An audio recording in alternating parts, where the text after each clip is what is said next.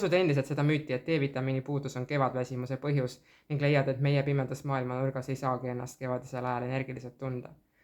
See on täielik jama. D-vitamiin ei ole vitamiin, vaid see on hormoon ning kevadiseks ajaks kipub meie hormoonsüsteem toitainepuuduse ja toksilisuse ning ebaloomuliku eluviisi tõttu olema nii räsitud, et me ei jõua enam omale heaoluhormoone toota. Ning siis tulebki D-vitamiin appi ja aitab natukene seda süsteemi ülespoole tõmmata. Aga see ei anna meie kehale vajalikke toitaineid. See ei puhasta meie keha toksilistest ainetest. See ei maanda meie närvisüsteemi. Selleks on vaja täiesti eraldi tegevust.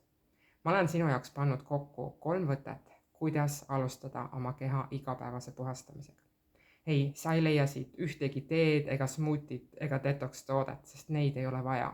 Meil on vaja hakata täitma oma keha vajadusi igakülgselt. Ainult nii on meil võimalik saada kevadväsimusest ja tegelikult suurema osa inimeste jaoks aasta ringi kestvast väsimusest vabaks. Juhised on sul siin all, need on täiesti tasuta. Alusta oma keha tõelist toetamist.